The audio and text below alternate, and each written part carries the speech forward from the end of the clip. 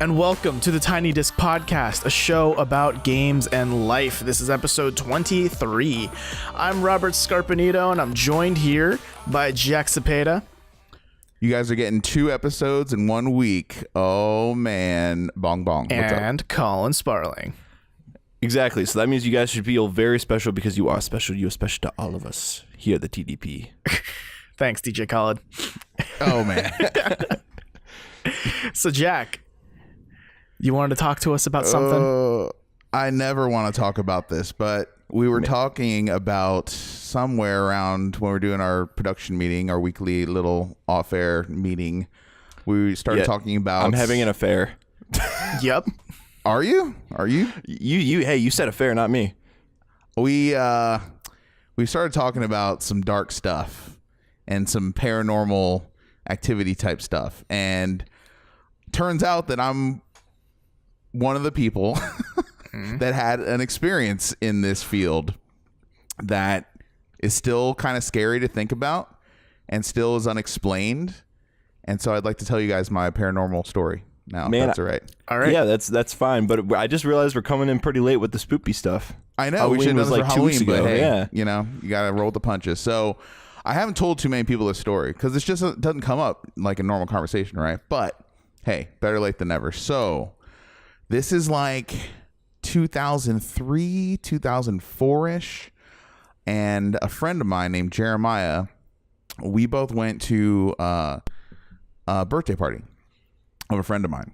And after the birthday party, we both walked out the front door. It's nighttime in just a normal neighborhood, normal suburban, block.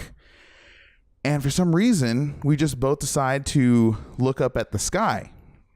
We're just looking. And we see something that I still cannot explain. And I still, think about from time to time, like, man, that was really weird. But we're looking up at a spot in the sky. And all of a sudden, out of nowhere, now we know what you're going to say. Now we know what a shooting star looks like, okay? It was not a shooting star, I promise you that. It was an empty black patch in the sky, and a light turned on from nothing, like it blinked on. And then as soon as it blinked on, it stayed there for maybe half a second and then went into the horizon like faster than I've ever seen anything move in my entire life. Like around the world, basically, it went like just off, blackness, then light, 1 second, boom. And I was like, I looked at Jeremiah, I was like, did you see that? He had the look on his face like, what the fuck? We both were like, whoa, that was really crazy. We just kind of stood there in awe, because it's nothing, no shooting star or anything, no satellite, nothing moves that fast. And we knew how fast, we had a sense for how fast it was moving because we had a sense for its altitude as well. It was incredibly high. It was higher than airplanes fly when you see an airplane in the sky. Question. Were you two I don't have any answers. Were you two also incredibly high? No, definitely not. I've never been into the drugs, as the kids say. Yeah. And Where are the drugs going? and no, we were not at all. And I wasn't even drunk or anything. I don't think I was not drinking. But we've talked about it like in the years since, and we still have no idea. We've never seen anything like it before.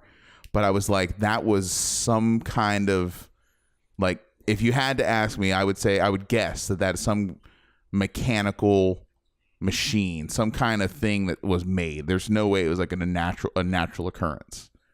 And we saw it. We both saw it at the same time. It's unexplainable, but it still like makes me wonder, like, what could that possibly have been? What are your thoughts, Colin? You got an interesting look on your face. Dude, I feel like it was Tom DeLonge riding in a UFO. That's why he left Blink-182. Yeah, I don't know. Maybe him and To the Stars finally got something together and hopped on a UFO and just across the sky. There just it is. Shot across the sky. Yep. No, I honestly, I've never really had a UFO or esque experience. I mean, it could be a lot of things, right? Whatever you want to theorize it as being, but I've never had a similar experience like that, period. But I definitely think that if I bore witness to something like that, I would feel some sort of like, I would be just like you, like, what the hell was that? And my first thought would be like, shit, was that a UFO. I can't explain what that was. You know what I mean? And So- also, it's interesting of note too that I've never seen. It's the only time ever in my life where I've seen something like exit into the horizon. You know what I mean? Like you never see something go all the way. It be that bright that you see it go all the way until the Earth curves, right? Or if you ask Kyrie Irving if it goes around the flat Earth, It goes over the edge of the Earth. Yeah, the edge of the Earth. Yeah, so The edge of the Earth. What do you think it was? What do you think the explanation is, if you have any? I don't. Something like that. I mean, I don't even know. Like, I want to say like a spotlight maybe, or it could be a spotlight or something, but that doesn't sound like it makes sense. Spotlight? No. You mean like at a red carpet, like event? It wasn't like that, dude. Or something was I don't know, some sort of light was maybe reflecting off something, or I don't know. I honestly don't know. It was too crazy, man. It was definitely not natural. That's all I know. So and it's definitely faster than I've ever seen anything move in my life. Have you ever tried to like stand in the same place, same time on like another day to like? Hell no, I never went back. No, it was freaky, dude. I'm like, I'm not going back there. It's crazy. There is an Air Force base, isn't there, near Columbus? Isn't there one in Dayton? Yeah. There's one near Dayton. Oh, I didn't know that. Who knows? Yeah, who knows? So Look, all I'm saying but is it's unexplainable, spooky. Ooh. all I'm saying is one of the cousins of fact is consistency. That's why I still lick my Switch cartridges whenever I get a new one to see if it's consistent, right? So I think you could do yourself a favor and look again. Stand at the same place. Like next time you're in Columbus, same place, same time. Yeah, sounds like a great way for me to spend my time.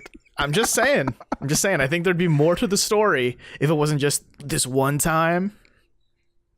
You know? To quote Billy Bob Thornton in Armageddon, it's a big motherfucking sky, dude. I don't even know exactly where I looked. a big motherfucking sky. Yeah, I mean, to be fair, at that particular moment, there had to have been other people looking up in the sky. Some other people had to have seen what you were seeing. There's no way you and your buddy were the only two people that saw that I would thing. think. But it like validated it, though, that he was standing right next to me. He saw it too. Because if he didn't see it at the same time, then I would have maybe doubted what I saw. Right. You know, I would have been like, oh, maybe I did just see a shooting star or something like that. But no. Close Encounters of the Third Kind. Yeah, he was freaked out too. We were both, I don't know. I guess you had to be there. I wonder if there's like a subreddit for this, like a subreddit full of, did you guys just see this happen at this time, you know, on this day? To like confirm if other people also saw something of that nature. Get all the tinfoil hats together in one chat room. Our tinfoils. Hey. Yeah. Yeah, I mean, hey, you can be Mel Gibson. I'll be Joaquin Phoenix while we're our foil hats. It's fine. Did you say you had some paranormal activity event as well, Colin, you wanted to share with the group? Yes. So it's more, I guess, more of a ghost story than anything. Oh, snap. I don't like these. Yeah. It's nothing like insanely terrifying, but you also have to look at it through the lens of, I think, a 10, 11-year-old kid. Did this happen to you? Yes. Oh, shit. So growing up, I back in Bellevue, Ohio, I went to a little school called Ridge Elementary School, and there I went to school with a kid named Matt Gaddy, who we went all through elementary school, middle school, high school together, graduated together. Well, anyway, when we were in elementary school, we became really good friends. We basically lived basically around the block from each other. And so we would hang out a lot, and he would always tell us stories about how his house was haunted and how he has a ghost of a woman living in his attic. What? Whoa, Yeah. dude. I don't like this. Listen. I don't fuck with this stuff, dude. And like, he wasn't like shitting around. He's like, yeah, there's like a bed up there. There's like just an old dusty bed up there. What? And like a couple things that we have stored up there, but otherwise it's like nothing else up there. And so I'm like, okay, that's weird. And I was like, okay, but like he might be full of shit. So anyway, he actually showed me a Polaroid, like an old Polaroid of their attic. And it This is sure straight out of a movie. Dude, sure as shit, like the bed's there and everything he described, it was there. And so he has like one of those houses that are shaped a lot like a barn structurally. You know what I'm talking? It's got like the different, like the paneled roof and things like that. Yeah, so just think of a barn that's kind of what his house looked like.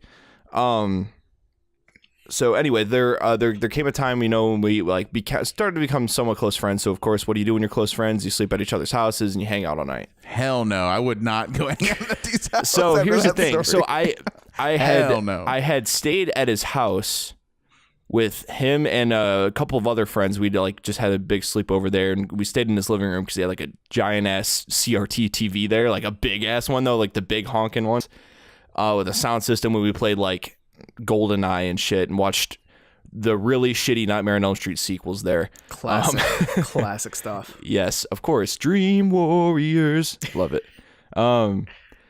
So anyway, every time we would stay there, it was always in the living room. Well, there was one time when I stayed there and it was just me and him.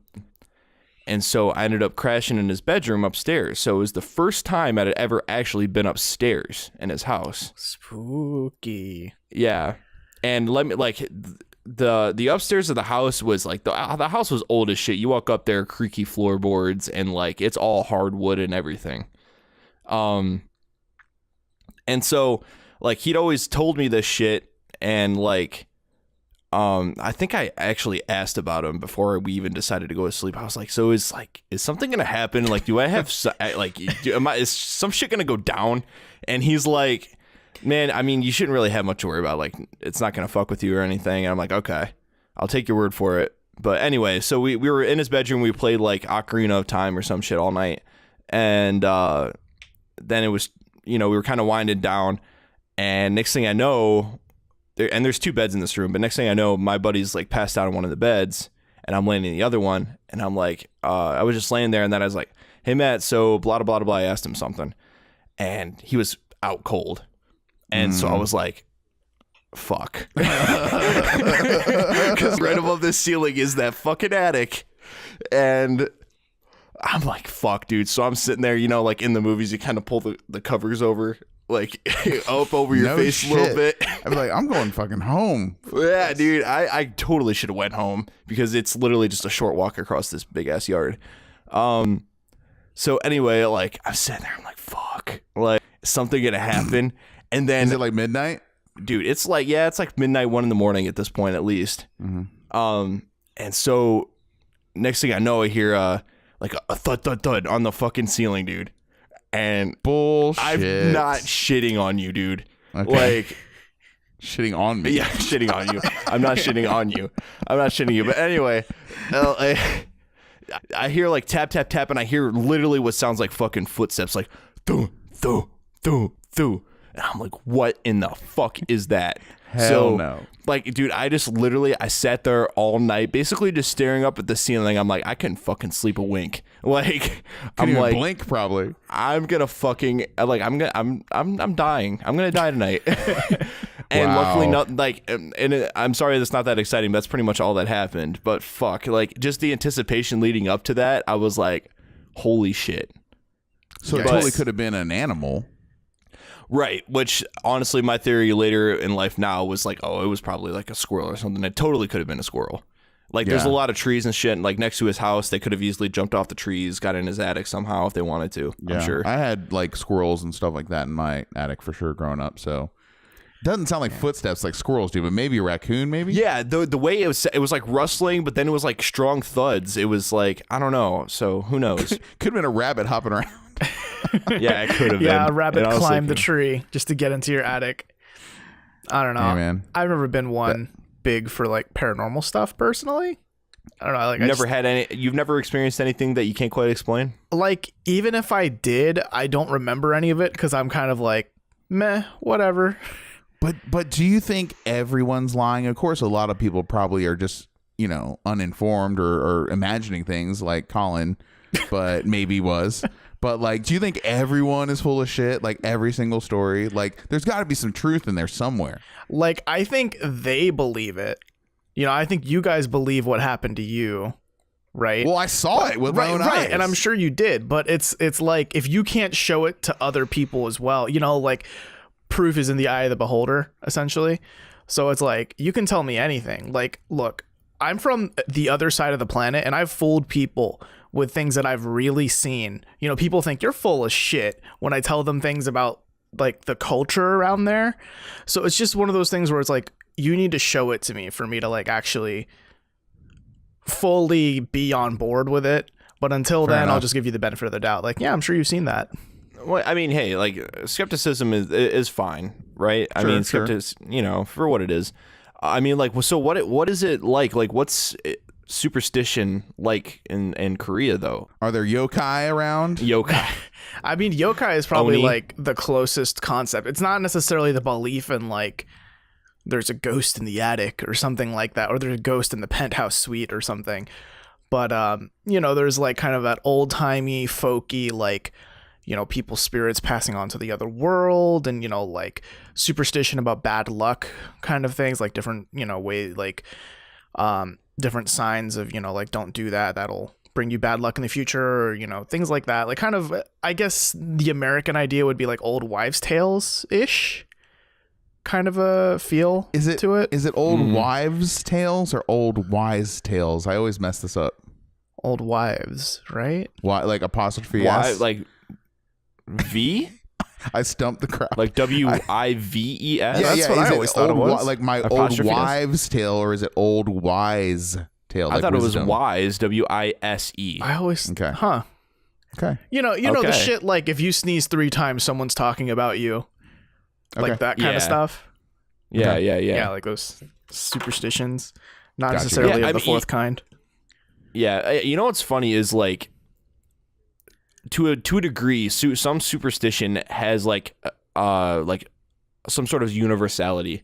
Like I think to a degree, almost every country has something to do with like ghosts or something like that, or like some sort of dealing with spirits, things like that. Like, I mean, we all know like Japan does, especially from like the media that they release and all that. In Korea and things like that.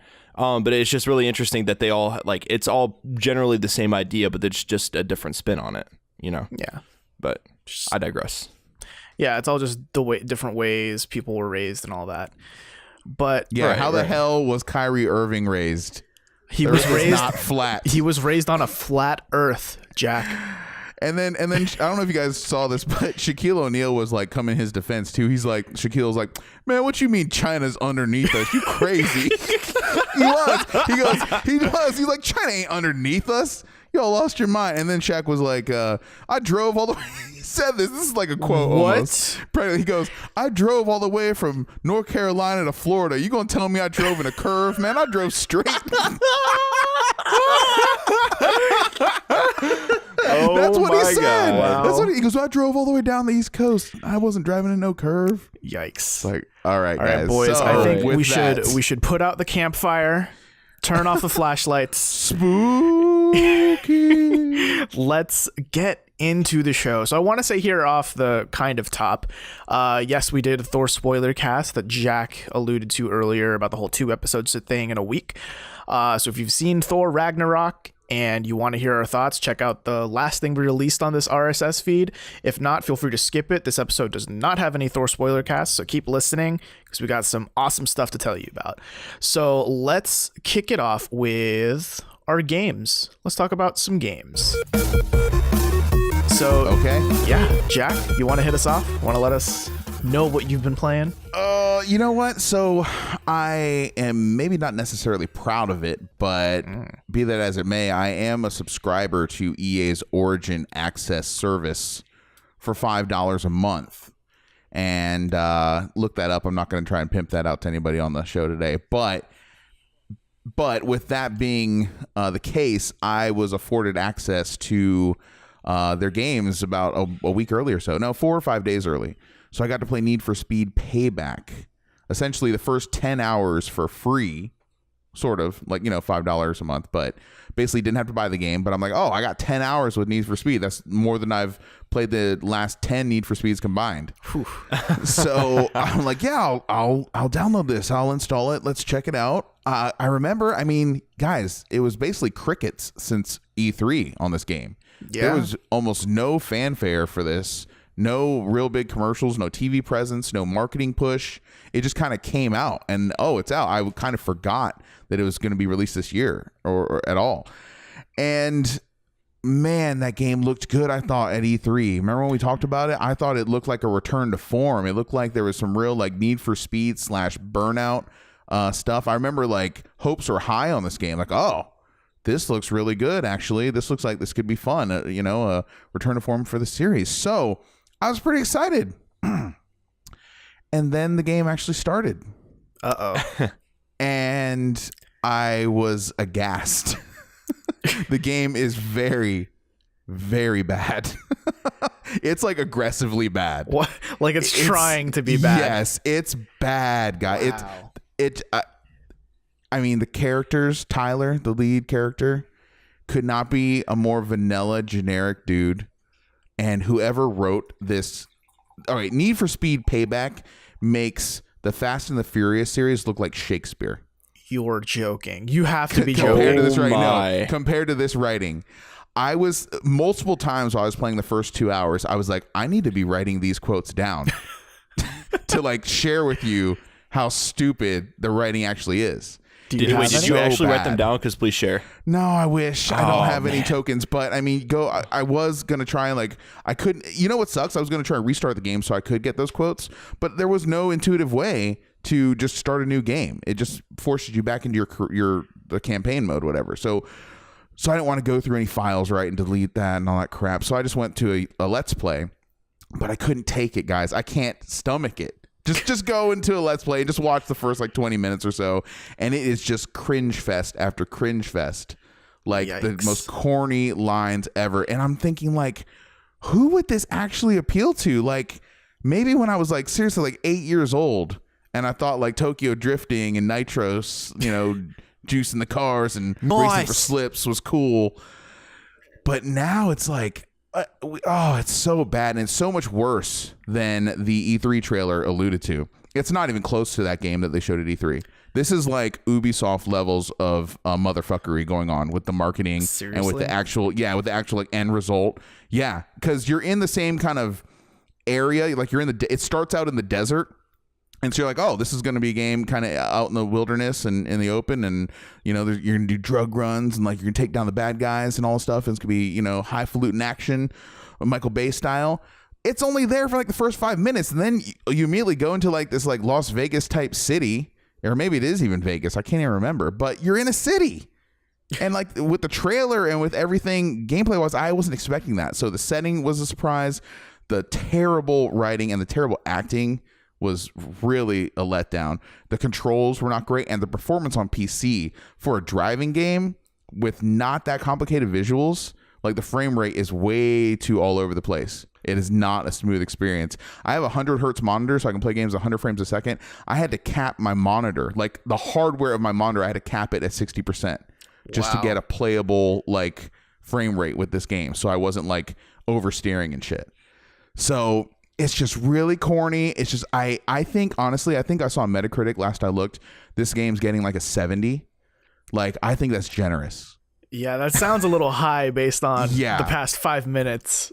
And also, speaking of motherfuckery with this game, like I noticed that a bunch of who the fuck are you reviews were up there before the game launched, like places like I've never even heard of before, and it was like at 80 or mid 80s, and then so certain hand-picked reviewers got this game early, but then they released this game incredibly late for, let's say, your Giant Bombs, your GameSpots, your Polygons of the world. They didn't get it until a day before release.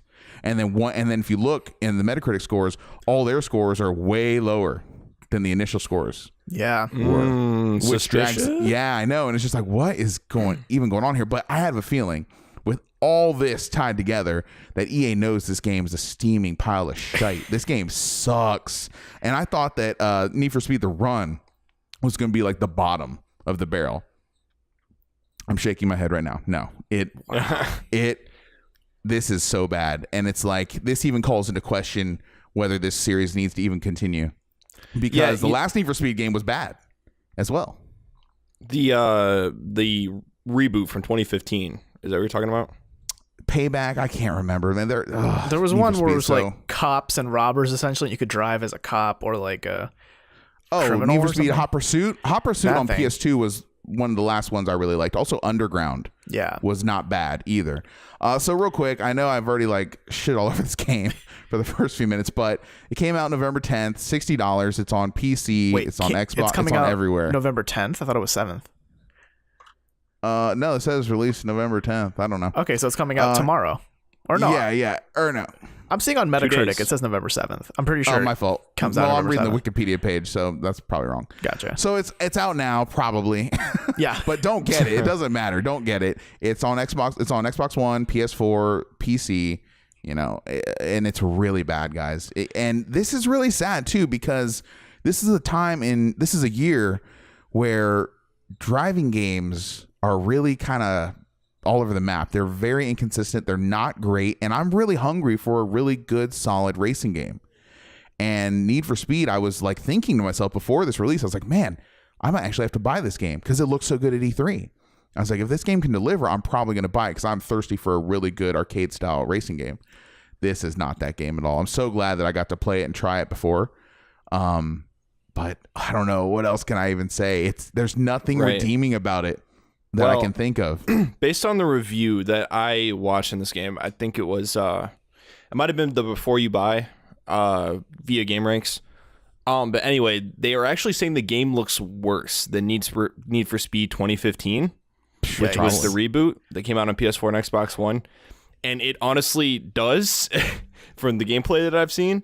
Because I actually own Need for Speed, the reboot, and it's a pretty decent game. There's a lot of customization options and like a lot of fancy stuff going on, which I actually saw this new Need for Speed Payback uses cards or something to customize your car. Like you have to buy like these cards. You don't actually buy the parts themselves. It's like this really messed up system. Sounds like microtransactions. Yeah, microtransactions and fucking loot boxes galore or something, for all I know. But yeah, I don't know. That sucks though, because like you were saying, I think this generation in general has been all over the map for racing games. And I think we've struggled to hit that level of quality that we've gotten like even during the PS2 and Xbox era. I mean, yeah. Go ahead. No, I was just going to say, like, I mean, the PS2 Xbox era, we got like Need for Speed Hot Pursuit, Need for Speed Most Wanted. Burnout. Yeah, Burnout's incredible. Even going into the PS3 era, one of my favorite arcadey racing games is MotorStorm for the PS3. Really? MotorStorm, that's fun. That's a fun game. It's a fun game. It's underrated. Yeah, it is. All right. MotorStorm Apocalypse in particular, which is like... They had their moments for sure. I want to say that this game was developed by Ghost Studios, which made, is directly tied to Need for Speed Paradise.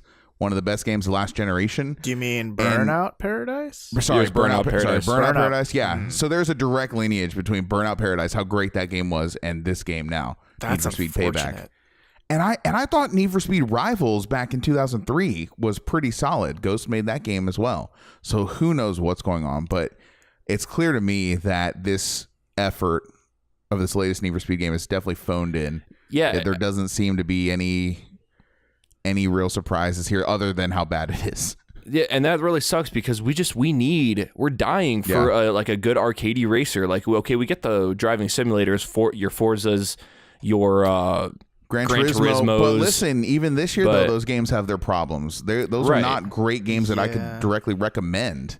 That's what I'm saying. Like, it's a sad day where Project Cars 2 is out, and that's even like not really moving the needle. So my go-to racer when I want to just have a genuine like car race, right, is the original Project Cars, which came out a year, 2 years ago, something like that. Yeah, Project Cars. There was Drive Club and the Crew as well. I know the Crew 2 is coming out. Oh God, was Drive Club the one on PS4? Yeah, the Drive one that Club they ended up giving out for free. Bad. Dude, that is one of the worst. Oh yeah, there's just a problem now. There is a need. There's a market for a good, solid, crowd-pleasing racer. There's a true need for speed. Yeah, I mean, I will say I've had a lot of fun with Forza Horizon 3. I've heard nothing but good things about Forza Horizon 3, and it sucks I've never gotten to play it. The PC port for it is phenomenal. Like, I have had no hitches. So I know it's not necessarily an arcade racer, Jack, but if you're itching for a good racing game that's open world and just like for funsies, I'd pick up Forza Horizon. Honestly, it's really worth it. Do you know if there's a demo out for that? I cannot say. Okay, so I actually have, it's crossed my mind multiple times to go pick up that game, but it's always $60 on the terrible Windows store. Yeah. And it's like, Right. I just can't, like, at this point, you know, spend $60 for that. No, and those games never go on sale, it seems like. Yeah, it's very true. I don't know. I think it's fun. It's definitely not as fun as Burnout Paradise, because that is probably like my most favorite racing game ever. It's up there. I mean, are we counting Mario Kart? Are we just talking about car racers? I don't count Mario Kart because it's so different from like I feel like kart style. racers are in a like their own little subgenre. Yeah. Would you put games like Wipeout and Redout? Like, would you put those with Mario Kart then, like with weapons and stuff? Yeah. Wipeout. Okay. Yeah. What about like Cruis'n USA or like H2 Overdrive? I don't know. Burnout to me was the last time I had a really great time with a racing game. There was a Gran Turismo as well, the one on PS3. Which one was that? Gran Turismo 5? I don't know. I think it was Gran Turismo 5. Yeah, that was the last one I got heavy into, like sim racer. Like, I know the newest Gran Turismo. I played the demo for it on PS4 and it was garbage. I did not have fun with it. I played like 2 races and I was like, eh. It has its problems. I mean, the biggest problem I can think of is that you have to be online to even play the single player game. You cannot be offline. It will not save your single player offline game. There's no such thing. That's straight trash. It's unfortunate how many games are like that now, like in today's climate, you know? Oh, yeah, it's real bad. It's real bad. So that's Need for Speed, guys. Avoid it if you can. Tell your friends. Swerve out of the way. Yeah, don't let your friends play Need for Speed Rivals this year. Or Payback this year. Yeah, so I want to talk about a game I've been playing. So Injustice 2 came out like back in May, only for PS4 and Xbone.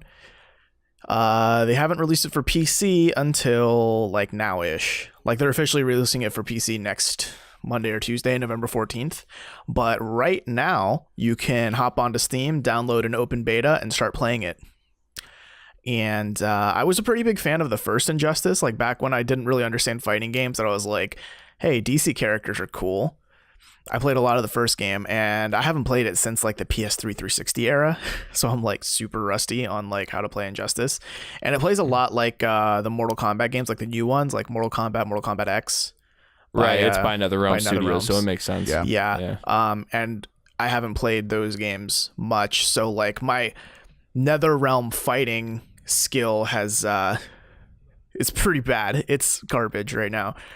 I mean, to be fair, they're pretty clunky games if you're used to playing something like Guilty Gear like you have been and things like that. I don't know if I call them clunky. They're heavy. Like I think it's the best way to phrase it. It's like that's a better word. That's a better word. It's very obvious that each movement you make has a Matters. consequence. Yeah. So that's been made very apparent by my super negative win-loss ratio on the beta right now. Oh no. Yeah. I mean, I've never been one to give a shit about ratios anyway. But the beta is only like you can only play 1v1 multiplayer. There's no training mode. There's no like a little bit of the campaign or anything. So like there's nowhere to practice, you know, unless you like own the first game and you boot it up real quick and play around with it a little bit. So man, I've been garbage on that beta. I'm now getting kind of the hang of some of the characters, but it's still like, whew, man. In terms of the way it plays though, it's definitely like Injustice 1 but better. You know, it just feels better all across the board. Inputs are just as solid as usual, and it has all the like super moves that you'd expect, and most of them are like really cool to watch, like in the same way like the Mortal Kombat like X-ray moves that are really brutal. Like, you know, those are just right a treat. They're like such a gory treat. Injustice is a lot less, you know, viscera and blood. You know, it's more just like, look at all these laser beams, or look at them like traveling through dimensions. And sparks and fireballs. Yeah, I mean, that's what I love about NetherRealm Studios, especially now. Like, all of their fighting games that they come out with are just so ridiculously over the top. Yeah. And it's just amazing. That's what I love about them. They're just like, oh, hey, like, instead of just having a regular fighting game, why don't we make Batman hit people with a car, like his Batmobile? Like, no, yeah, it's so ridiculous. Do you know what the Flash's super move in this game is? He like run runs around the world. Yeah. Well, that was in the first game. He does the Megaton punch, but like in this game, he grabs the enemy, travels back in time to like the ancient Egypt, and like breaks the face of like one of those cat people. Like, just breaks the face of the statue off, and then runs again, throws them into the face of a T-Rex that's like munching on its lunch. Oh yeah, I have seen this. Yeah, And then he runs back to the present, but like in a multiverse where the exact same thing is happening, and he throws like one version of his opponent into another version of his opponent, and then tags out with that version of the Flash. It's so fun. It's pretty great. That's pretty cool. Yeah, Yeah. NetherRealm, it's really good to see them return to form because I don't know if you guys remember, but there was maybe a decade there where NetherRealm was really bad and Mortal Kombat really sucked and it wasn't going anywhere. Yeah, you're talking about what Deadly Alliance, Deception, Armageddon. Yeah, era. it was just not doing anything, and now it's like they really again have returned to form. So I'm glad to see that they're making some good moves. They secured that DC license, and I think it's paying off. I did play the first Injustice pretty extensively, and I enjoyed this. I love the story mode. It's still the best story mode in fighting games. Period. NetherRealm says the best, easily the best single player experience, head and shoulders over anyone else, including Street Fighter, most especially Street Fighter. Yeah, we don't talk about Street Fighter story mode. Yeah, and no, I'm interested to see what graphical improvements it has over the console versions, if any. I think that's kind of why people are hoping for this version, maybe. Like, I'm glad that you mentioned the story, because like that's probably the one thing that I'm most excited about. Like with Injustice 2, I don't think I'm gonna buy it day one, but I'm having a lot of fun playing it. It's just like the story of Injustice 1 was so captivating and like interesting, and like really just speaks a lot to why DC can tell really good stories in its universe, which is why I think I'm a bigger fan of it than Marvel. But yeah, no, this game, it's fun. It's definitely what you expect. So I don't imagine a lot of people are going to buy it being like, oh, I'm interested in like what this could be. Like, I think a majority of the sales are going to be people who know what they're getting into, people who have been like waiting for the PC port of this and have been playing the like console versions extensively, or, like people like me who have been waiting for the PC port. Me too. I have been waiting. I mean, the game came out in May, and I was like, well, I'm not going to get it on console. I want to get it on PC because my fight stick is an Xbox 360 one, only works for PC. Yeah. And I would want to use that, right? Exactly. So I have been waiting for this version as well of the game to even try it out. I just don't know if I can pay full price for it though. Like, is it $50, $60? I think it's going to be 60, and according to some like leaked like store pages of the PC version, all the DLC that's come out will be included in it, but we've yet to have official confirmation from like Warner Brothers or NetherRealms about whether that's true. I kind of wonder if there ever will be a time where we don't have to wait for the PC ports anymore. I think it's kind of a surprise we had to wait this long for this game, and then also it was a big surprise we had to wait 6 weeks for Destiny 2 to come out on PC. Like, what's going on? And by the way, Destiny 2 is by far the best experiences on PC. It's so much better than console. But I thought the best experience was PS4. No, it's not. The best Destiny experience is on PlayStation. If you are serious about Destiny 2, and if you have friends that play on PC is where it's at. It runs at a much better frame rate, much better graphics, much better effects. It was like designed almost like PC first. Which is surprising why it came out. Did you buy it? Last. No, but I want to. I'm waiting for some friends to tell me they're going to buy it too. Gotcha. But I'm going to wait till it goes on sale. Like, if $40, I probably would pull the trigger on that because that game looked really good. I'm so scared to jump down the Destiny rabbit hole because I'm afraid like it's one of those things where like I do kind of shit on Destiny. I'm not going to lie, but I do it just because it rustles a lot of people's jimmies when I do. The first one is worthy of being shat upon. That's true, and I heard the Destiny 2 is a good half step.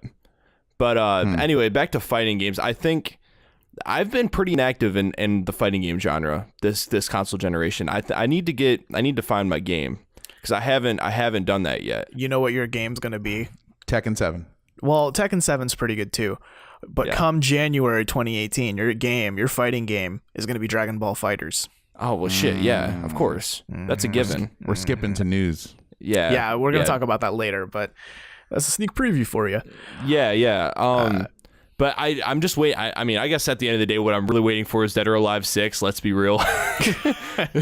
Oh, snap. Yeah, Dead or Alive 6, I'm just stoked on it. They did come out with Dead or Alive 5 last round, but I already own Dead or Alive 5 Ultimate for PS3, so I don't know if I want to rebuy it. I think I'm waiting for the Injustice 2 to go on sale, but then I am also waiting for Street Fighter 5, the arcade edition.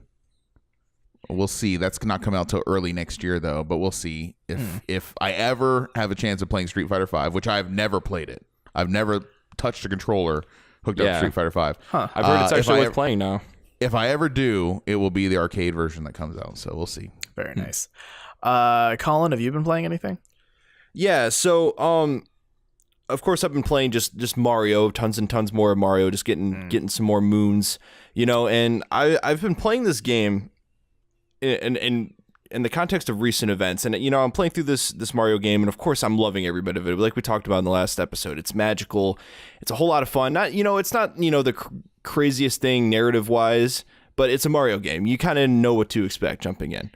But what that got me thinking of is like, puns.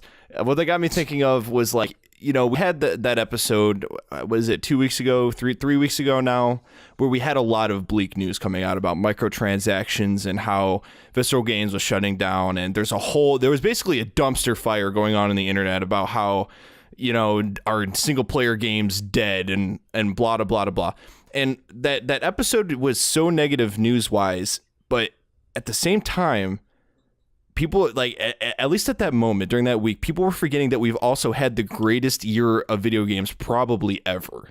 It's been a good one. 2015 was really solid too, but it's been a good one for sure. No complaints this year. Right. And especially in the area of like single player games, right? So like we've had so many narrative driven single player games come out, not even necessarily linear, but like open world games too. But people are so quick to jump on the bandwagon and say that they're dead. Or at least at that point they were. I don't know if it was just a giant reactionary thing because it was the hot topic at the time, which is I'm thinking that's what it was. Do you expect me to believe that you're suggesting the internet is reactionary and alarmist? Oh, that's no. stupid. That would be stupid. That would be crazy. What are you saying, Jack? No.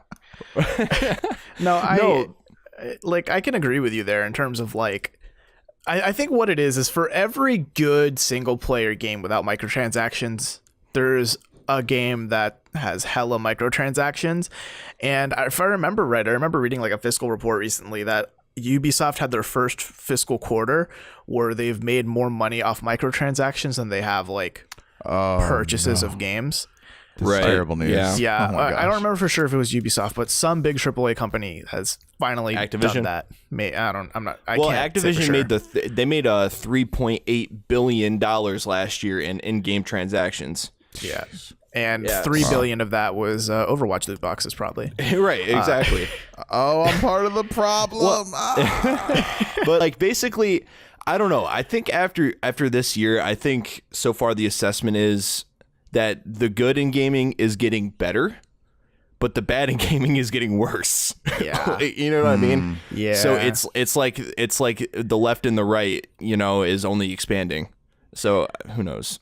Yeah. Maybe, guys, all along, it was just too big an ask, too big of an expectation that EA would release a game like Uncharted, for instance.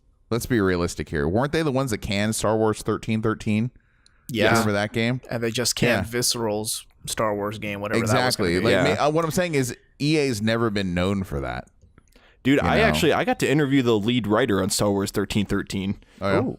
Yeah, I didn't get a chance to like ask him about the failed project because I think he was, under, he had to keep that under wraps. NDA. So yeah, so I didn't get to ask him about it, but yeah, it's pretty crazy though. He did mention it though. It was like he was really at a loss when it got shut down. But I digress. Yeah, I think what it is just that like EA and Activision are like, as much as maybe you don't like them, they're huge titans in this industry.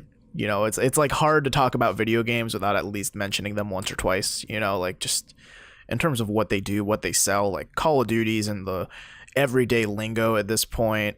The Battlefield series is pretty big.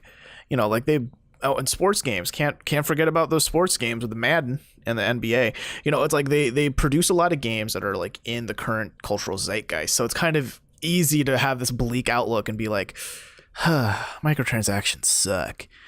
And the mobile market doesn't help either. But at the same time, you kind of have to just look past all that shit and remember that Persona 5 came out this year. Yeah. The Wolfenstein 2 came out this year. Super Neo Mario came Odyssey out this year. Neo, Horizon Zero Dawn. Actually, did that have microtransactions? I don't think so, right? No. So Horizon I'm with Zero you. Dawn, yeah, Uncharted, The Lost Legacy. I'm with you on that point, Robert. But also, for each one of those, you have your Call of Duty World War IIs, which we are largely ignoring on this podcast just because no one on this podcast cares about that game, Right? Because it's not that good. But listen, that game is triple dipping. That game is really egregious in the other direction. Okay, when we're talking about the evil. So what I mean is, it's a $60 game with a $50 season pass. Yep. And then microtransactions on top of that. On Normandy Beach, drop a loot box on the corpses of your dead soldiers. Like what is this shit? Like, yeah, they're triple dipping all the worst ways. Matt Damon from Saving Private Ryan would be appalled. If a game is free to play, and if they have an option, not mandatory or anything like that, where you can buy cosmetic items just so you look a certain way, I don't have necessarily personally a big problem with that. But when a game is triple dipping, like Call of Duty 5 is, there's huge problems there. And that's the model now. That's what Activision and EA and Ubisoft are going to continue to do.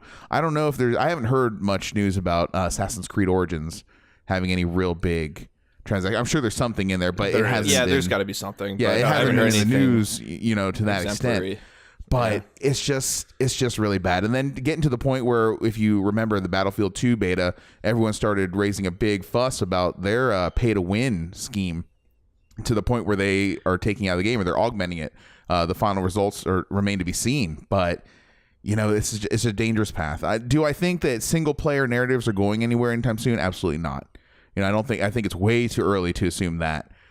But again, the companies are going to go where the money is. They have to keep the lights on. They have a lot of payroll to come up with every month.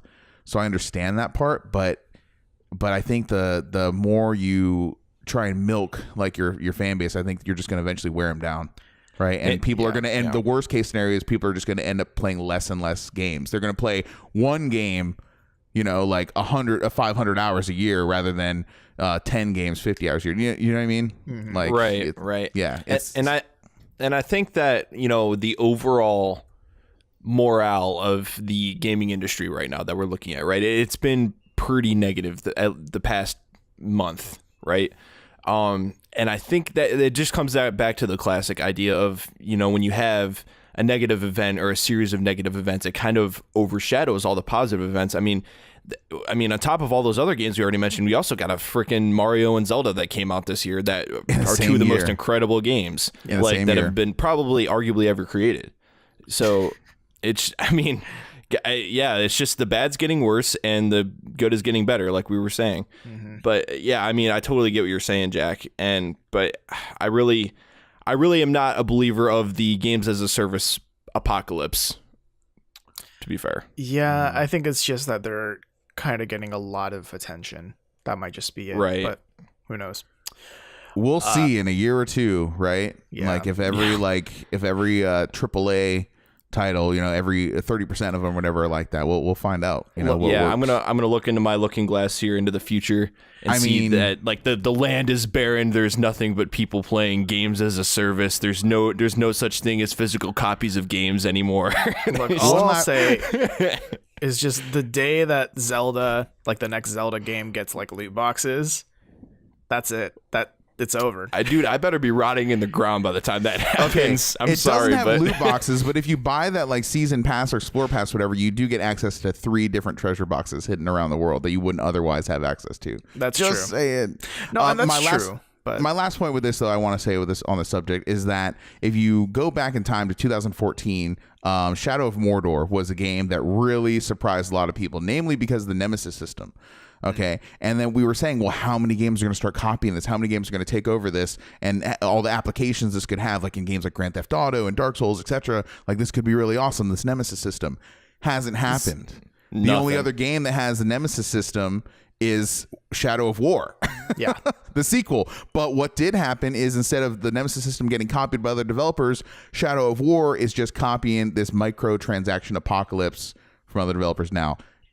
Proven not to be the best move, not the most popular move in the gaming community, and it's just a shame. And so I'll leave you with that.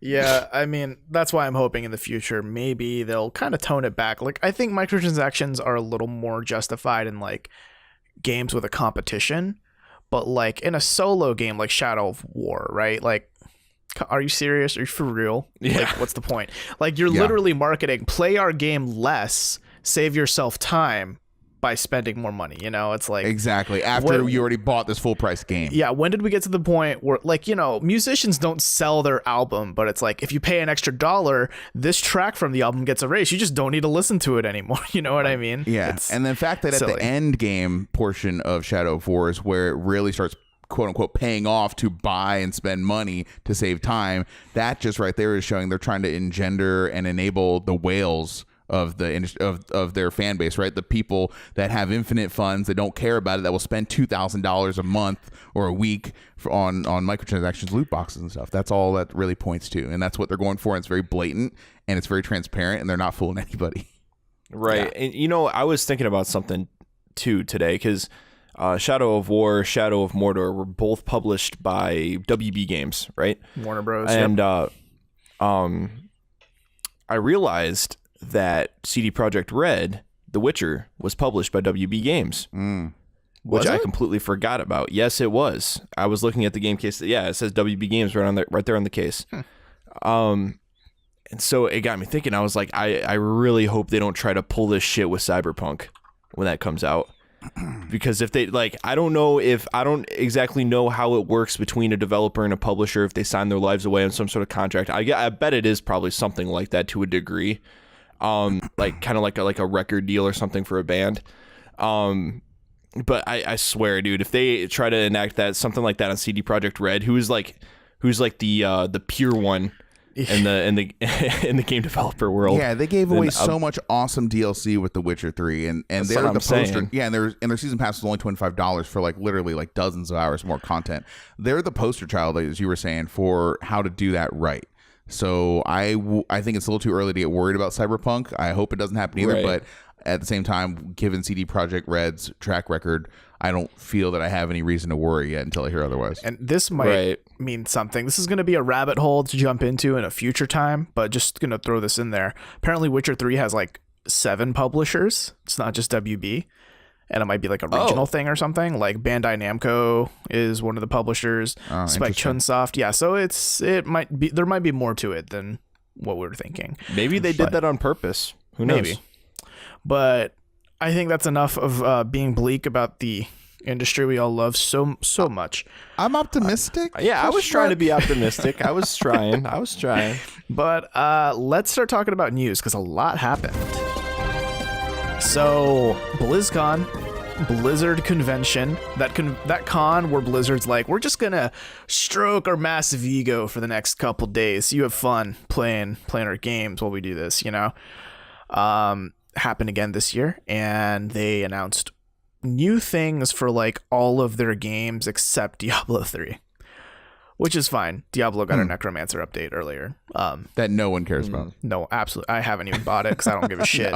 No. Dude, I don't think I've played Diablo since 2012, to be honest with you. If they release like Reaper of Souls 2, Electric Boogaloo, I might buy that. But Colin, if you haven't played since the year it came out, I will say it has gotten much better. It's a much different game now. That's what I've heard. Going back. That's what I've heard. I'm just afraid to fall down that hole again, because when I was in Diablo 3, I was on some shit. When you pick it up again, you will fall into a hole. Can confirm. Yeah, it is a liquid crack in all forms. But that's like every Blizzard game, right? Like once you start playing it and you get into it, you're in it.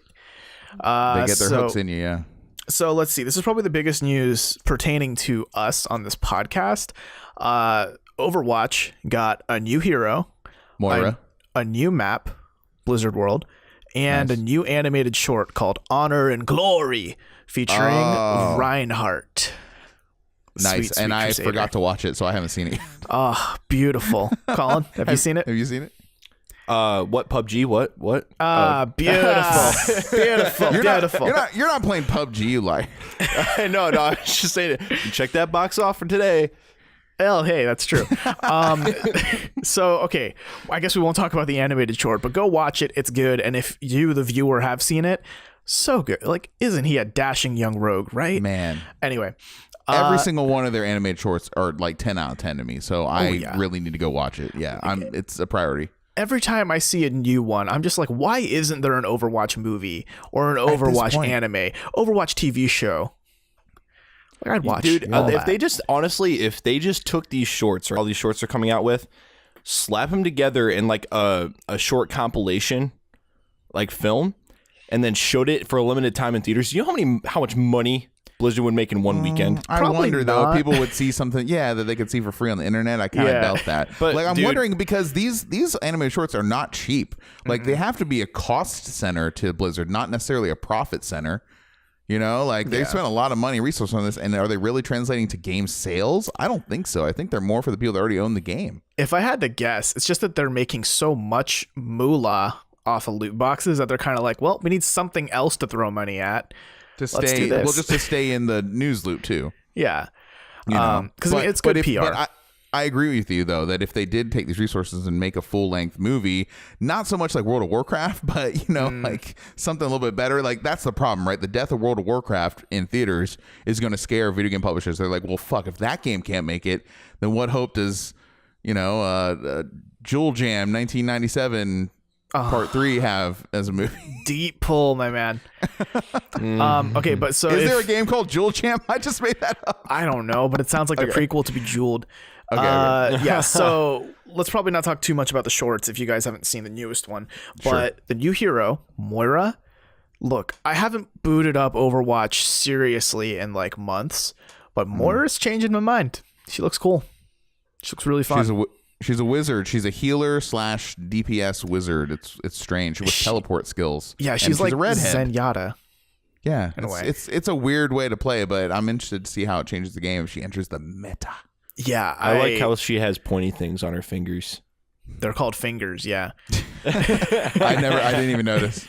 No, what I've heard is she's on the PTR right now. If you wanted to play her. Oh snap! Really? Yeah. I didn't know what I'm doing tonight now. I've heard that she's feels a little bit underpowered, maybe. I think it probably might take a while for people to like play her enough to figure out her niche, but like her ult sounds so cool. It's just a Kamehameha wave that heals her teammates and damages enemies. So like no matter who or what you're hitting, you're helping. You're doing something good, yeah. Yeah, which just is point the stupid stick at something and something good will happen. Yeah. I don't know. It seems pretty interesting, and I love her orbs and also her reveal trailer when she kills a Hanzo with her orb and just says simple geometry. I fucking love that. That was so good. It's gonna be interesting. It's gonna be interesting to see. Yeah. And talking about Overwatch a little bit now. I don't know if you haven't played in a while. Like it's really sad kind of days now because what's her name? Mercy is so overpowered, dude. Yeah, I've heard if the other team has her, and every team has Mercy now. It's an absolute crucial part of the team. You have to have Mercy. You have to kill Mercy first too, or else you're just totally boned. Yeah. I mean, I'll admit, like when I saw the Mercy update, I was kind of interested, but not enough to actually boot up the game and play it that much. I don't know. There'll probably be something else I check out once the Moira thing like really drops on live. Yeah, the Mercy buff had huge implications in the World Cup that took place during BlizzCon as well. South Korea won. Big surprise to nobody. Congrats, South Korea. But dang. Like, I mean, while you mentioned South Korea, can we talk about how over the weekend, Korea won 5 major tournaments, like esports tournaments?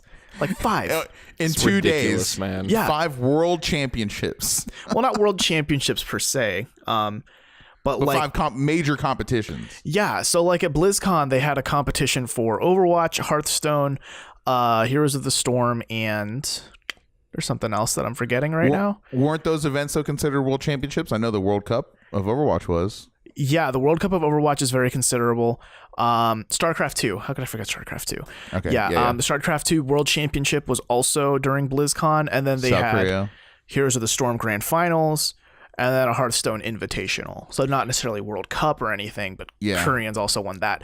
And then, this isn't Blizzard, but Korea also won the League of Legends World Cup this year. Jeez. Yeah. In the same weekend? Same weekend, like around the same time. And granted, for League of Legends, the last 2 teams were Korean. So like no matter what, a Korean team was going to win. And I'm pretty sure a Korean team has won almost every League of Legends World Cup. Wow. But, well, going back real quick to StarCraft, it used to be tongue in cheek that StarCraft was the official sport, the national sport of South Korea. It's not so much a joke anymore. Yeah. I mean, it's now, no, seriously, like they like football, soccer, right, in America, and they like StarCraft too. And that's really, and baseball. Those are like really the only sports that get any play in South Korea. So yeah, I can confirm from living there, it's hard to get away from StarCraft, even if you don't care. It's on Even if TV you like don't 24/7. Yes. No, it Wow. actually, there is a legit channel dedicated to just people casting StarCraft. Yep, it's real. Wow. It's incredible stuff. And this is like back in the early 2000s too. So like back when esports was barely really a thing, like as much as it is now. Yeah. And then also going back to Overwatch, that new map, it looks really cool. It looks great for like people who've been longtime fans of Blizzard. Like it's definitely a Blizzard fan service map. Because, you know, it's like a theme park full of, you know, Hearthstone stuff and World of Warcraft stuff and, you know, Diablo 3 stuff. You know, it's just a giant theme park full of everything you could want from a Blizzard. Is that on PTR too? I think so. Oh, I need to go. Okay. Yeah. Let's see. What else came out of BlizzCon? So StarCraft 2 is going to be free to play now. November 14th. It's going to be free to play. So that's fun. And if you own StarCraft 2 already, which I already do, they'll give you Heart of the Swarm free instead, which I already own that as well. The one I don't own, the third one, the Enter the Void, or I can't remember what it's called. Something the Void. It's the Protoss Oh, campaign. I know what you're talking about. Yeah. Anyways, I don't have that one. They're not going to give that one for free to anybody, so I'm boned. Aw. Yeah. Well, for whatever. people who don't own StarCraft 2 like me, I'll be getting it for free. Woo. It's a fun game. Yeah, It's a no, good I've game. heard it's a great game if you're like, I mean, of course, it's like one of the kings of RTS, right? It's the best StarCraft game, Yeah. easily. Let's see. World of Warcraft is getting two pretty big updates. One, there's a whole new expansion pack, Battle for Azeroth. Am I saying that right? Yeah. Yeah.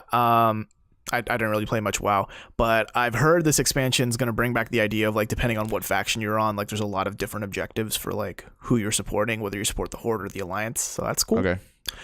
And then WoW is getting what Blizzard's calling classic servers. In an interview with Eurogamer, I think they said that soon TM, essentially, they have no idea when it's going to be coming out.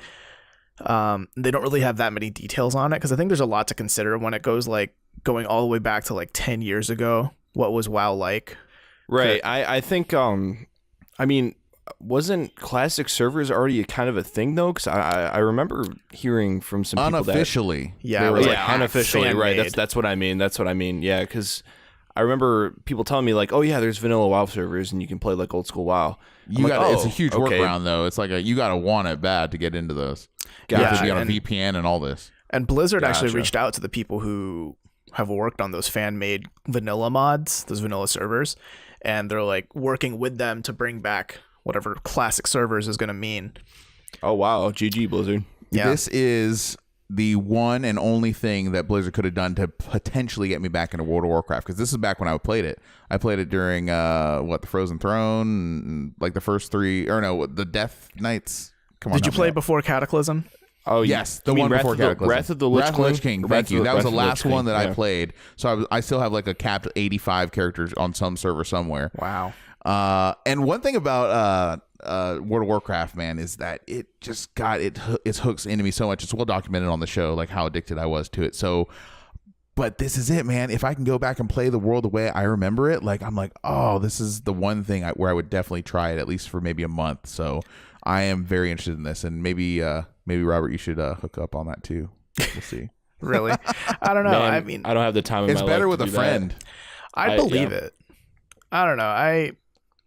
I'm still unsure of what exactly classic servers are going to mean, right? Like there's a general idea of they're bringing it back to what it was like before Cataclysm, but are they going to like downgrade It's like all. it's I like was are they gonna going to say, downgrade yeah. the graphics, like what systems are they keeping, what systems are they not? Like is it literally going to be exactly what it was like when you played it like 7-8 years ago, Jack? Or That would be so awesome. That's how I know? want it to be. See, I thought it was the based on the trailer anyway. It looked like they were gonna go all the way back from like before Burning Crusade, even like they were Yes. gonna go like absolute vanilla WoW. First World of Warcraft. Oh, Yikes, sign me wow. up. Right. Because that world doesn't exist right now if you want to play it in official capacity. It just true. doesn't it's not there anymore. A lot of activities, a lot of quests, some characters, a lot of areas in the world were forever changed after that. So to kind of turn back the clock on the apocalypse, so to speak, is very intriguing to me. I don't know. I'm excited. If I'm going to be getting into an MMO, I think the first one to get into right now is a subscription-based one. It would probably be Final Fantasy 14 because I played a lot of that trial version and it's like pretty fun. Oh, you mean Dad of Light? Okay. Yo, that show though, watch it on Netflix. It's I so forgot about good. that show. It's so great. It's perfect. You're still watching it? I finished it. Are you kidding me? It's only like Really? 8 episodes. It's real short. It's really short. That's funny.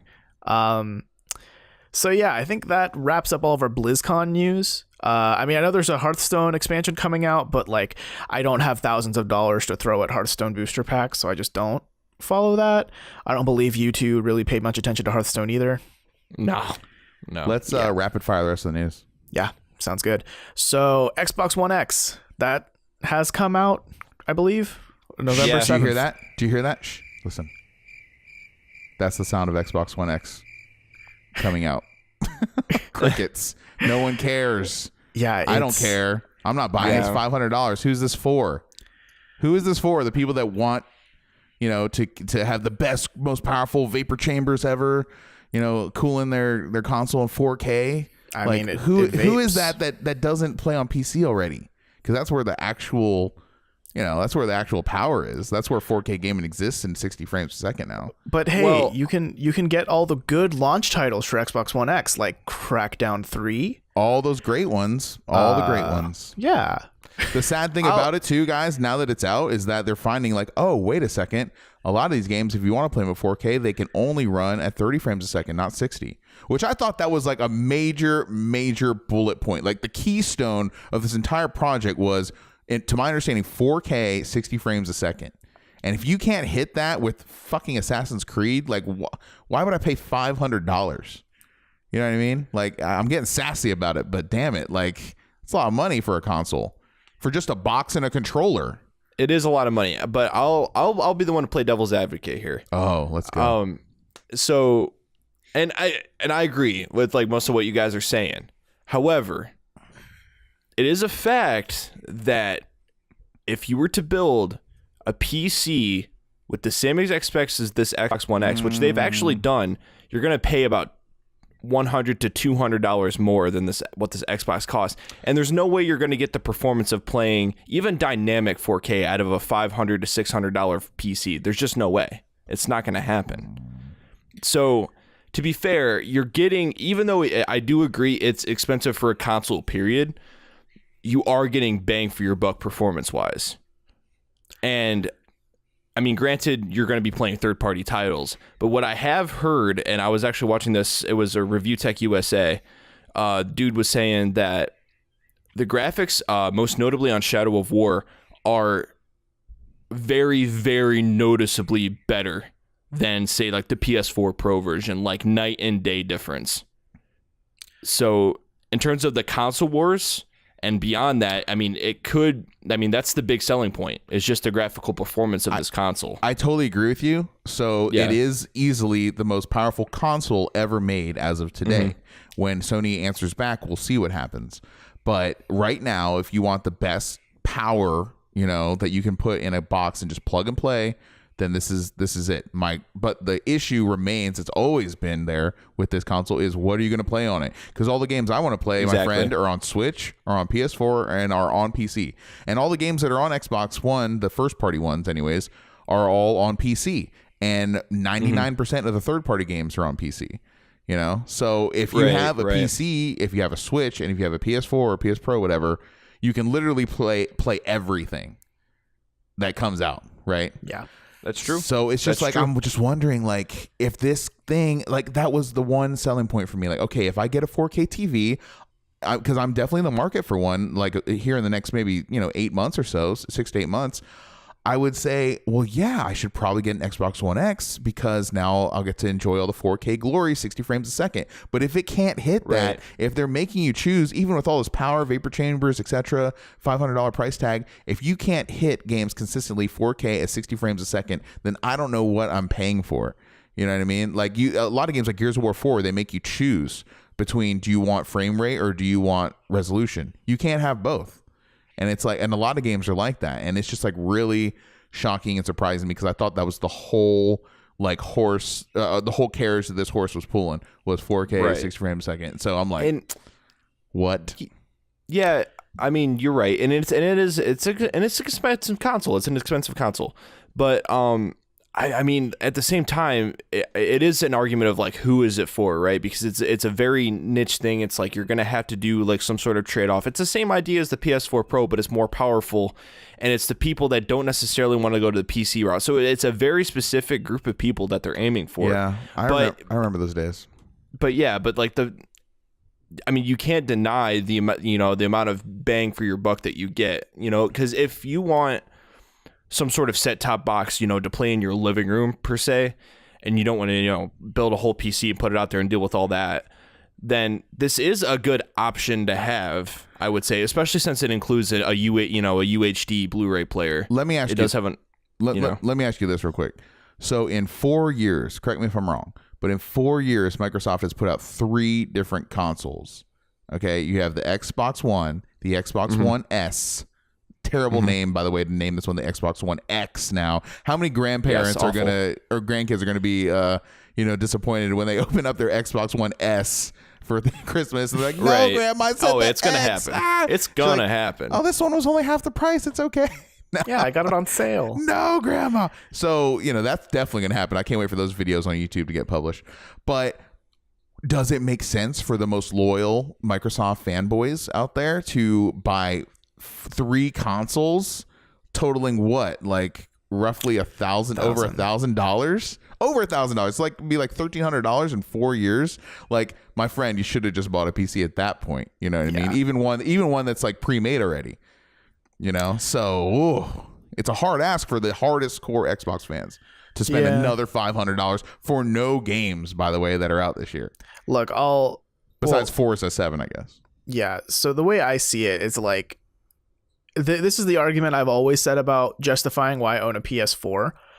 When I was in the market, like back in 2014 or so, right, to like buy a PS4 or like an Xbox One, the thing that lured me to the PS4 was knowing that like all these cool exclusives are on the horizon. And that's still true to this day. Like I can only play Spider-Man on the PS4. I can't play it on the Xbox One X. Yeah. And I again, that's just where Microsoft's issue lies, unfortunately. Yeah, maybe but this is games. Not really. Oh, go ahead. Colin, you're going to say? No, yeah, I was just going to say that's what it ultimately comes down to is the games, which it makes the group of people that this Xbox One X is aiming for even more niche. And it's just, I don't know. I don't know. We're just at a very weird place in the console market right now, aren't we? But it's just a really weird place because, I mean, for all we know, we could be getting a PS5 in the next 2 to 3 years. Yeah, absolutely. This is the end of a normal kind of console cycle that we've come to know. And now it's going to be iterative. And I can't imagine one of these major publishers or one of these major developers to release a platform holders, dang, I can't talk, to release a console in the future that is not backwards compatible anymore. Like that, those are days of the past now. I just can't imagine that happening. Yeah, for sure. Whether it's like via digital or like you can literally pop in your PS3 disc or something like that, God, that would be great. Yeah. But the bow on this cake right here is that if Xbox One X had the console exclusive games to back up this power, then we wouldn't be having this discussion anymore right now. We'd be talking like, oh man, how am I going to save up the money to get one? All these badass games are out now. It's the only place I can play them, but that's not the case. Yeah, software is what drives it for me. So let's stop talking about the 2 console titans and let's talk about a third console titan here. So Nintendo launched a direct yesterday all about Xenoblade Chronicles DOS. I'm torn because I want to know, but I don't want to know because I think I just want to get the game. But yeah, I kind of want to know if it's any good. So the direct did make me want the game more so than I have ever wanted it. Probably. Really? It's probably turned me into like maybe a day one customer. Maybe. Really? Going as far as day one? I was planning on getting a day one myself actually, but yeah, I was too. Digital. So the thing with this direct, do you remember back in September when they had that direct and like our response to the Xenoblade part was like, that's cool, but like, wow, that's a lot of information. Like, why would you tell us the next game? Yeah, it was like droning on. I was like, you are unselling me this game. Move on to the next thing. And they just kept going on and on and on. That was 16 minutes of this. That's what this direct was. Just 16 minutes of like, here's the name of every character in the game. I'm like, excuse me, don't give me that. And their lineage and their hometown and their birthday and their astrological sign. It was just names. It was like basically, a quick cuts of like each character saying something like motivational or like why I'm doing this or whatever. And then they had a lot of like, this is what it's like to run around and explore the world, and this is what you can find in the world, and then this is what it's like to be in combat, and this is how you unleash fusion combos and then mega combos and then super fusion mega combos, and like it's like cool. So now I know how to play a game that I don't own yet, so that's for fun. another month. Yeah, let me ask you, I have 2 questions, and that's all I need to know. Is this a role-playing game of the Japanese variety? Yeah. Yes. 100%. Okay. Yes. Okay. Monolith Soft is a Japanese developer. Question number 2, is this directly, would you say that it borrows heavily or is exactly the same as Xenoblade Chronicles 1? No. I'm a little limited. The combat system, I should say.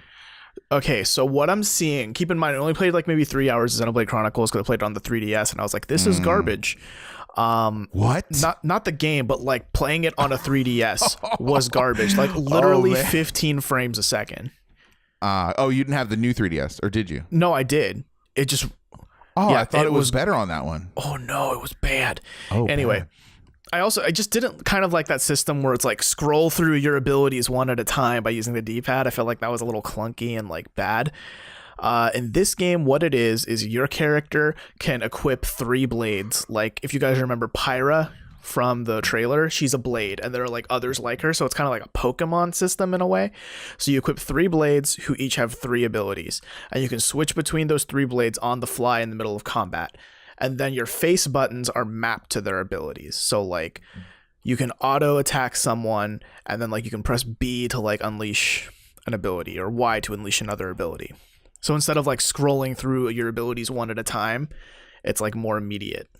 Is the screen like absolutely inundated with like data and overlays and meters, just like Xenoblade Chronicles X was? You look like you have like an Excel spreadsheet on every corner of your screen as you're playing the game. Kind of, yeah. Yeah, I mean, I kind of know what I'm getting into with this game, so I'm pretty open to like basically relearning how the game plays.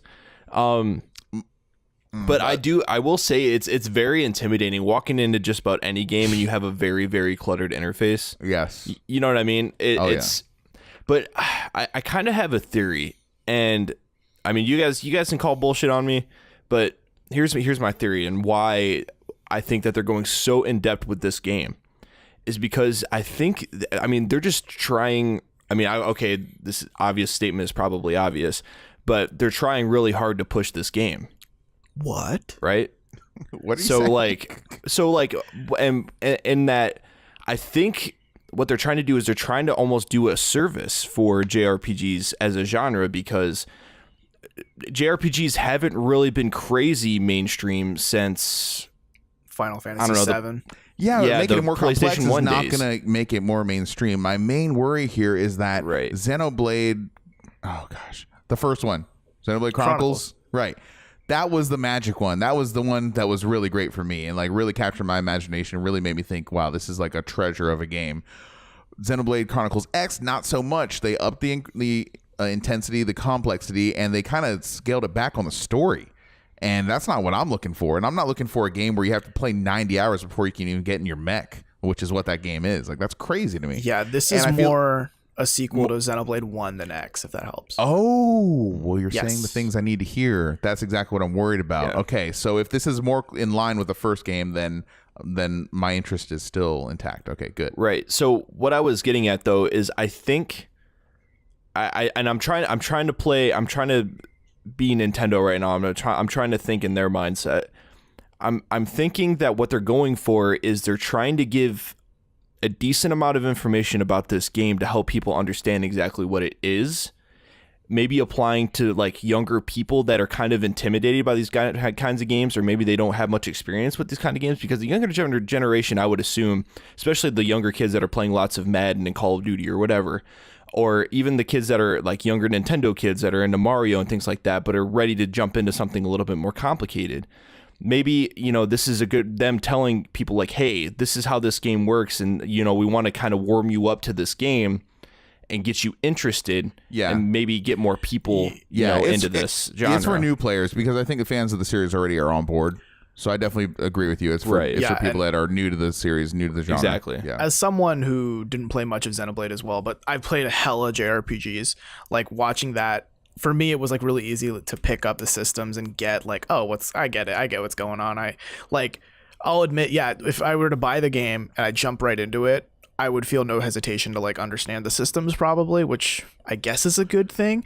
But the average consumer is not going to watch a 16-minute advertisement. No, but So- It's definitely for enthusiasts. It's Yes. important to note, though, that all things considered, this is probably the best chance that this entire series has at some form of financial success, with the Switch market being as hot as it is right now. And it's going to get that push on the eShop.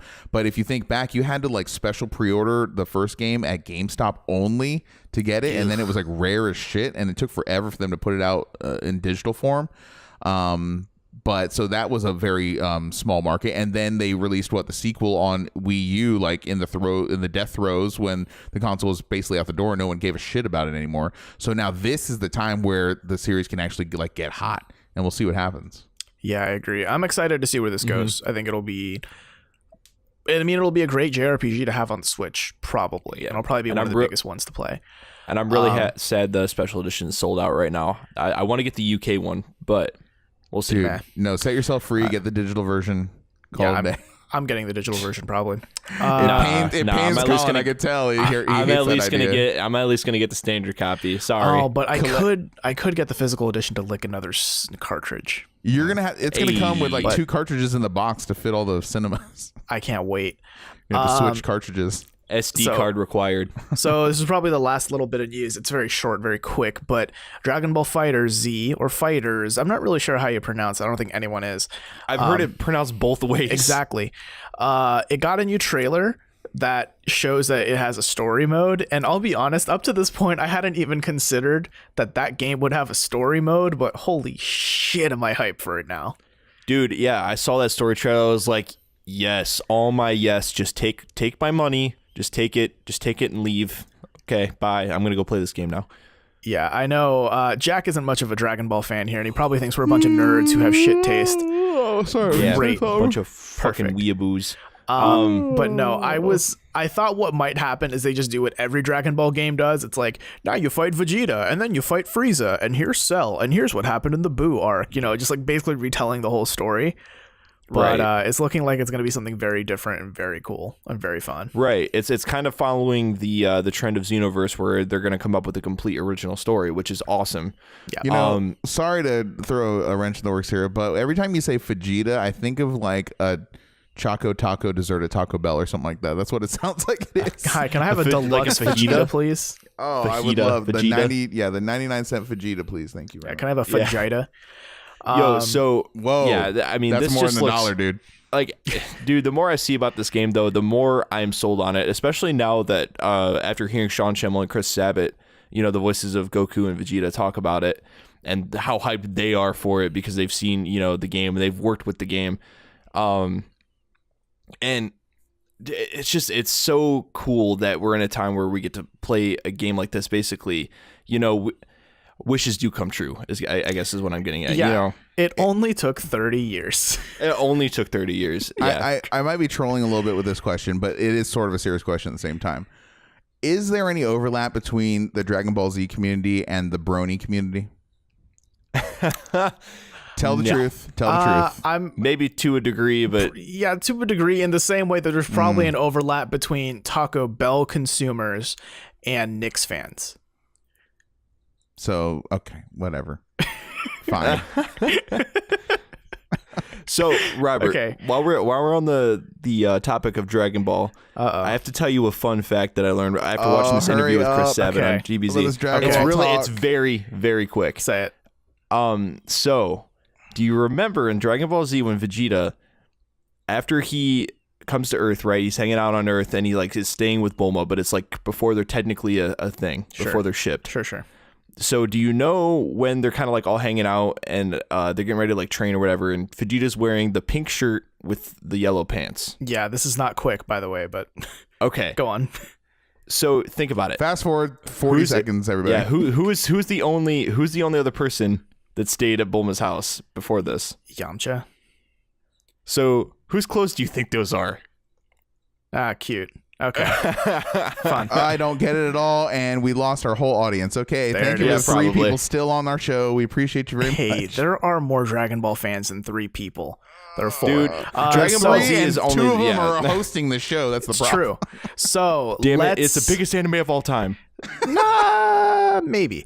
We're done. We're done with the news. We're done. Let's move on We're done. to our question of the week. And I'm going to throw it over to Jack, who has some weird, fun little game that he hasn't told us about that I'm very scared for. Gentlemen, are you ready to play this game I have? Ready as I'll never be. Okay. It's time to play the game. So, throughout history in video game consoles and also in the movie industry, interestingly enough, when there's a big project that people don't want the public to know about yet, they oftentimes give it a code name. Star Wars, the original, was called Blue Harvest. Matrix Reloaded, the sequel to The Matrix, was The Burly Man. And then video consoles as well have been given code names. So we are going to test and expose your knowledge of video game console codename history, gentlemen.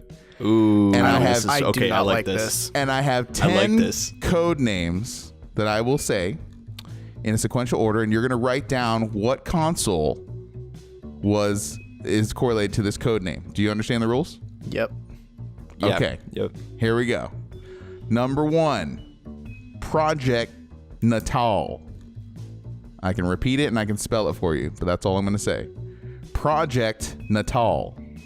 This is video game hardware. Yep. Tell me when you're ready to go. You ready? Yep. Okay.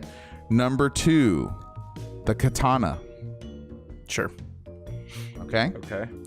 Number 3, and you got your answers written down, Colin? Yes. Yes. Okay. Yes. Number 3. This one I did not know until today. The Nitro. Man, maybe I know less of these than I thought. Shit. Hardware? That's all of these are hardware? This is hardware. Okay. Meaning Project it can be Nitro. anything video game hardware related. Okay? Anything. Ooh. I don't This know. is the Nitro. Tell me when you're ready to go. Yep. And you're not Googling this, right? Nope. No. Okay. This one here I knew, but I forgot until today as well. The NGP. NGP. And I'll give you a hint because you both look lost. It stands for Next Generation Portable. Yep. Yep. Okay. Number 5, Stella. Tell me when you're ready. Yep. You don't look like you're doing a lot of writing over there, Colin. Are you okay? I'm thinking. Okay. Are you caught up? Yeah. Yeah. Okay, so that's Stella. Number 6, Revolution. Yep. Okay. Damn. Okay. If Robert gets this and you don't get this, Colin, I'll be surprised on number 6. Yeah. I feel like Robert has me beat right now. Okay, number 7. Number 7, Durango. Excuse, like Durango. Durango. Durango. God, isn't that like a car model? Come on, guys. Durango. You are going to kick yourselves if you don't get this. Not to be confused with Rango, that Gecko Johnny Depp movie, Beautiful. which I saw in theaters, which is a good movie. All right. All right, number 8, Dural. Spell it? Dural. Dural. Delta Uniform Romeo Alpha Lima. Uh-huh. Wow. Dural. Epidural. I will tell you totally, at the end of this, I'll tell you the ones I knew and the ones I didn't know. Okay. Orbis.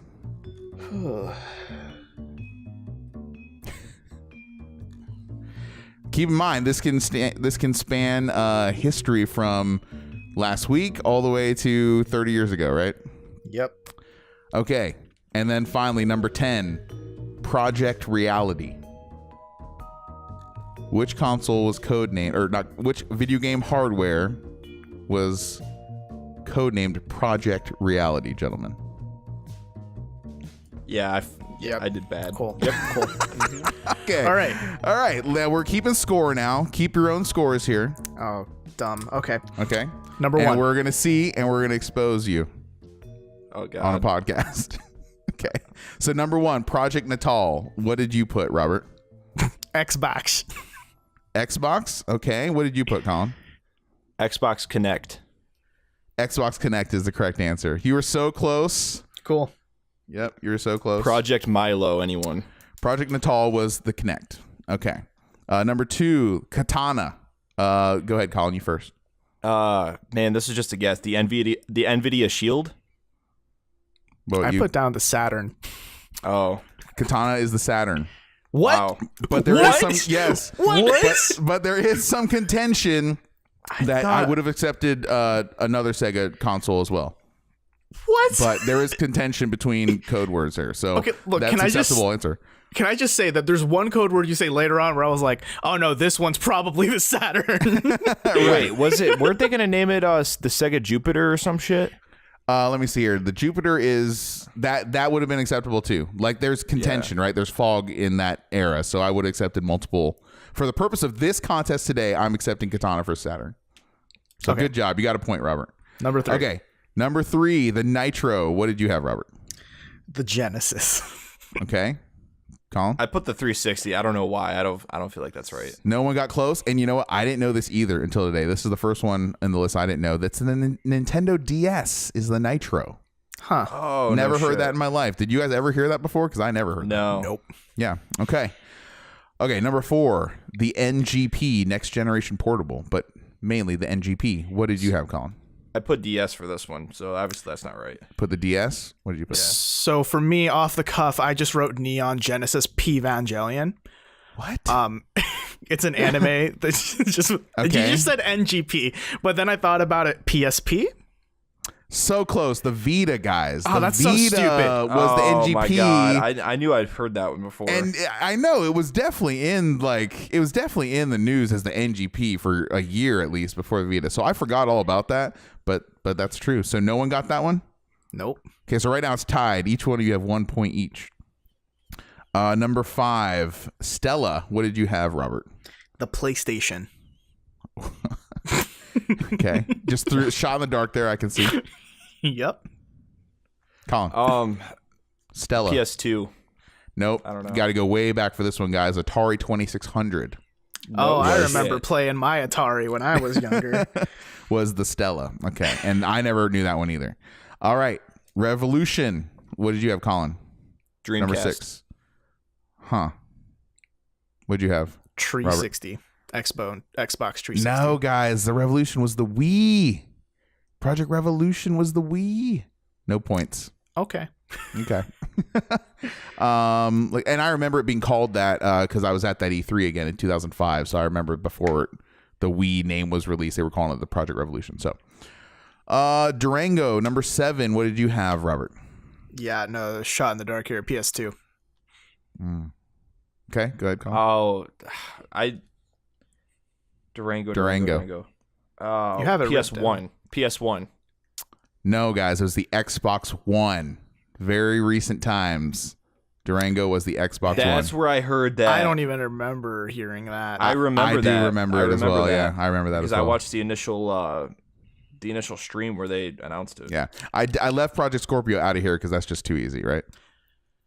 Right. Okay, so number 8, the Dural. What did you have, Robert? I put the PS Vita for this one, so Okay, what are you calling? The Dural. PS2. No, it's the Dreamcast, guys. Dural Damn is the it. last boss in Virtua Fighter 2, if you remember, if you ever played that game. no. That's a good fighting game. Since you're getting into fighting games now, Robert, you might want to check it out. But Dural is the Chrome last final boss with the powers and moves of all the characters put together. All right. So number 9, we'll go to Colin. Orbis, what did you have? The TurboGrafx 16. Solid guess. What about you, Robert? This one is the one I also put Saturn on because Orbit. Orbis was actually the PS4. No Believe it or not. shit. Yeah. I was that close. No, you weren't. Okay, number 10. and we'll go to Robert. Project Reality. What is the Project Reality? What is that code name for? HTC Vive. Oh, jeez. Okay. Project Reality. Go ahead, Colin. Virtual Boy. Okay, the answer is so both your answers make total sense, Project Reality, but the truth is so much more tragic and depressing. They actually had the fucking balls to call the N64 Project Reality. Wow. That's what they were hoping to achieve with the N64 was reality. I remember when I played the N64 and I thought Pikachu was right there in my living room. Didn't the Switch or didn't it go SNES and then Virtual Boy and then N64? Isn't that what happened? Correct. Yeah. Correct. Wow. What were they smoking there at Nintendo? Trying to keep those cartridges alive, I guess. So we are tied at 1-1. All of you guys suck. Yeah. I mean, hey, I'm not a video game collector in any way, shape, or form. You have an out. You have an out. All the shame goes to Colin. Yo, yeah, it's more so on me. All I know is about the N64 that it had a working title, which was the Mega 64, because it was in Killer Instinct for the SNES. Like, this game will, look for this game on the Mega 64. The two that I never recognized, I never would have gotten right, were the Nitro for the DS and Stella for Atari 2600. The other ones, or like deep in my memory, I don't know how I would have performed though someone just said the word and I had to write it down. But I at least have heard of those words before, so who knows? But you guys got one each, so that's something. And mine was a wild fucking guess. Yeah, yours is totally random. Yeah, Yeah, like Katana to Sega Saturn. You don't make a connection there. Yeah, so yeah, and No, all the people screaming on the internet now, I understand that also Jupiter was Sega Saturn. I also understand that sometimes Katana was referred to the Dreamcast, so that's why it was a broad thing there, and it's still somewhat disputed. I so knew about Jupiter. that. I knew about the Sega Jupiter. Come on, cut me some slack. Yeah. And the Mega 64. Yeah. Wow. So wait, I guessed on one that could have had two right answers. Yeah. That's the only one I got The right. Dreamcast has a bunch. It has White Belt, Katana, Guppy, Black Belt, Shark, and Dural. Those are all something used at some point in time for Dreamcast in different parts of the world. So that one had a bunch. Wow. But no, I am somewhat surprised at how much you guys sucked at that, but that's fine. It was still fun. I guess. Maybe It fun was a for good you. time. But It was yeah. a good time. I enjoyed it. So that should do it for us here on the Tiny Disc Podcast. If you want to follow us on all of our social medias, you can do that by going to tinydisc.com and hitting all those social media buttons. Or if you want to shoot us an email with questions, comments, concerns, you can email us at tinydiscpodcast@gmail.com. If you enjoyed what you heard, feel free to leave us an iTunes review. That'd really help us out. And also tell a friend. If you think they'd be interested in what three jackasses on the internet have to say, let them know. Yeah. So where can we find you guys on the internet? Colin and Mono on Twitter, aka booboo__55. JACCE. Wait, I can't even do my Twitter. At JACCEPEDA, Mr. Cepeda, if you're nasty. I'd like to point out your Twitter is also literally your name. You just stumbled spelling your own name. I just forgot the at. We're good. Okay, I don't do the Twitters very much. So. Okay, fair enough. You can find me at Pinoptimist, PINOPTIMIST. Now that Twitter's getting 280 characters, we will probably still not tweet that much more. Is that official? That's official. Yes, I have it 280. is happening. Can't wait for all those political diatribes now, as if it wasn't bad enough. Everyone's just tweeting about how they have 280 characters. It's Right. weird. Apple tweeted out Dipset like 40 times. Yeah.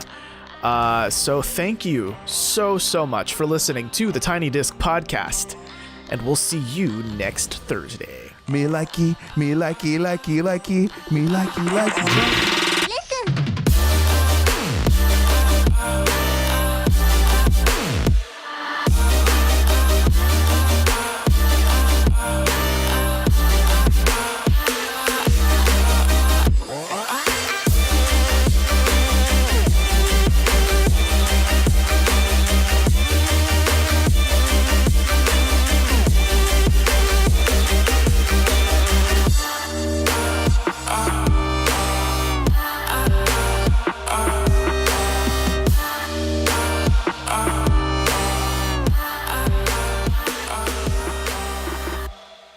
time when I thought codename was the coolest word in the dictionary, and I was actually planning on naming my very first band Codename Evil Domination because those were the 3 words I could think of that were the coolest. Were you Codename 5? Evil Domination. Yes, he was. I was. Fair enough.